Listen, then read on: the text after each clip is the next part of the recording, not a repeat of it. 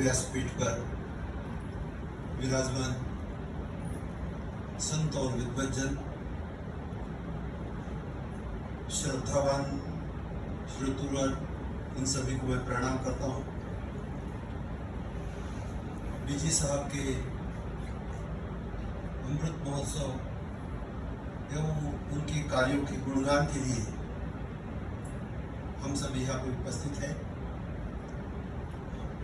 संस्कृत में कहा गया है, उत्तम साहस धैर्य बुद्धि शक्ति पराक्रम षडेते यत्र वर्तन्ते तत्र देव सहायक।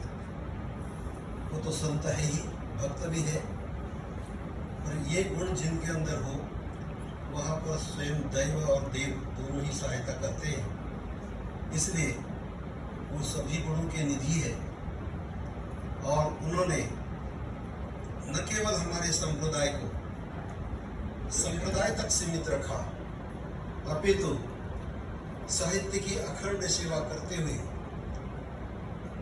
बाल्यकाल से ही अपने वृद्धापकाल तक उस सेवा को तीव्र रखते हुए अनेक भाषाओं में और जो जन जन में बोली जाती है ऐसी संस्कृत और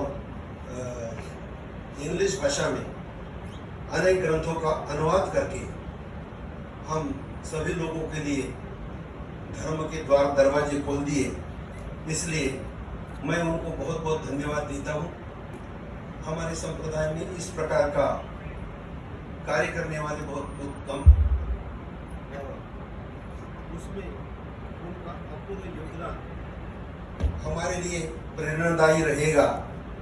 इसलिए मैं सभी संप्रदाय की ओर से उनको बहुत बहुत धन्यवाद देता हूँ और भगवान उन्हें अखंड और कलयुग की आयु प्रदान करे, ये मैं ईश्वर से प्रार्थना करता हूँ।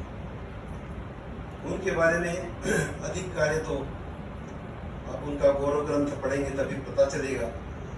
और मेरी दृष्टि में मैंने रात को भी उनसे बात की थी कि आप मुझे संत मालूम पड़ते हैं। एक समय रेलगाड़ी में एक संत सफर कर रहे थे। संत बड़े थे, विरागी थे। दुनिया भर के लोगों ने उनको सामान समर्पित किया। स्टेशन पर आकर पूरा फर्स्ट क्लास का जितना उनका कुप्पा था सारा सामान से भर गया। अगले स्टेशन पे एक बहुत धनी व्यक्ति आया, उसके पास में बहुत सामान था। उसने कहा, महाराज जी क्या कर दिया आपने, मेरे सीट पे सामान रख दिया। इतना सामान, आजकल के संत भी बड़े अजीब होते हैं। वो बड़ा टीका टिप्पणी करने लगा कि इतना सामान ढो रहे हो और त्यागी कहलाते हो, तुम तो पूरे भोगी लग रहे हो, ऐसी निंदा करने लगा। लेकिन वह सज्जन, वह संत पुरुष कुछ भी नहीं बोले, शांत रहे। आगे एक बड़ा स्टेशन आया। संत ने कहा, महाशय मेरी प्रार्थना है, चलो हम गाड़ी यहाँ पे 15-20 मिनट रुकेगी, चलो हम थोड़ा सा बाहर होके आते हैं, चाय वगैरह पीते हैं यहाँ। उसको बड़ा अच्छा लगा कि भाई तेरी गाड़ी है थी, मैंने इसका बड़ा बुरा कहा, लेकिन इस आदमी के ऊपर कुछ परिणाम नहीं, तो वो उनके साथ उतरा नीचे, बेंच पर बैठे। पास में एक ठेला था, उनको कहा, भैया हमें चाय बना के दीजिए। वो चाय बनाने लगा तो वो महापुरुष कहने लगे, भाई तैयार चाय ले लो, गाड़ी निकल जाएगी। कहा, नहीं गाड़ी कहाँ जाएगी, जब हमारे पास टिकट है, हम उसमें सफ़र कर रहे हैं, तो गाड़ी कैसे जाएगी। आप चिंता मत करो, चाय पीजिए शांति से, मन स्वस्थ रखिए। जो भी कार्य करना है वो मन स्वस्थ रख के करना चाहिए। तो बैठे चाय पी रहे थे, गाड़ी चल पड़ी। महाराज जी ने कहा, संत वो व्यक्ति ने कहा, धनिक व्यक्ति ने, कि महाराज जी गाड़ी चल रही है, मैं भाग रहा हूँ, चल रहा हूँ, गाड़ी पकड़ रहा हूँ। उनका, भाई चाय तो पी लो, गाड़ी कहाँ जाएगी, हमें जाएंगे तभी गाड़ी जाएगी, चिंता मत करो। और वो वहीं पे चाय पीते रहे। वो गाड़ी निकल गई, वो अपने सामान के लिए पूछता रहा, लेकिन संत ने अपने सामान के बारे में कुछ भी नहीं कहा। ये संत की विशेषता होती है कि उसने अपने मोह माया को छोड़ दिया है। इस प्रकार जाधव साहब ने अपने मोह माया को छोड़ करके वो संतों के कार्य अपने जीवन में करते रहे और हमारे लिए उन्होंने अनेक भाषाओं के तालुम खोल करके श्री चक्रधर चरित्र यानी लीला चरित्र ग्रंथ हमारे लिए उपस्थित करके हमारे मानवता की सेवा की, संप्रदाय की सेवा की और उस पे ईश्वर अर्चन के केवल हमें संतुष्ट नहीं किया, प्रभु को संतुष्ट किया। जिनके कार्य से हम क्या संतुष्ट होंगे, प्रभु संतुष्ट होंगे। इसलिए मैं उनको कलियुग का उदंड आयुष्य देकर के पुनः धन्यवाद देता हूँ कि यह ऐसे ही कार्य अपने जीवन में करते रहे। और एक उदाहरण से हम इसे समझ सकते हैं कि एक राजा का बेटा पढ़ करके आया और राजा को कहने लगा, मैं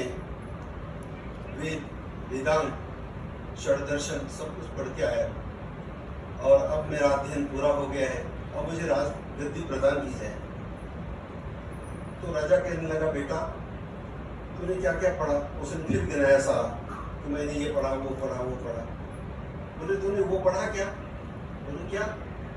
जिसको पढ़ने के बाद दुनिया में और कुछ पढ़ना ही नहीं पड़ता। बोले, ये तो नहीं पढ़ा भाई। बोले, नहीं, सारी पढ़ाई तेरी भाड़ में गई। यदि तूने ये नहीं पढ़ा तो कुछ भी नहीं पढ़ा।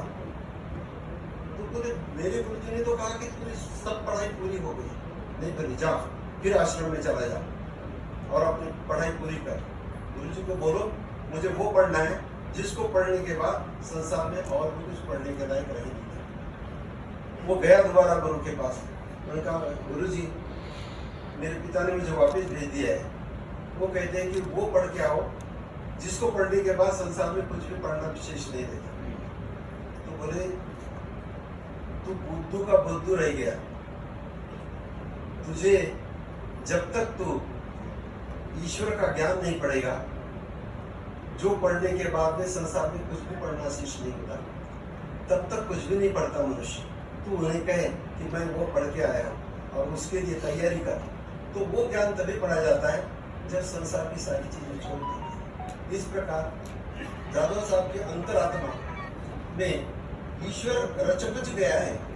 उन्होंने जो भी क्रिया है, जो भी साधना है, वो साहित्य की अखंड साधना करते हुए दुनिया के सभी लोगों के लिए स्वामी श्री चक्रधर जी के तत्व ज्ञान का द्वार खोल दिया है। ये बहुत बड़ा कार्य उन्होंने हमारे लिए किया है। इसलिए मैं पुनः उनको धन्यवाद देता हूँ और कभी की दंड आयु उन्हें प्राप्त हो और वो ऐसे कार्य करें, ये मैं ईश्वर से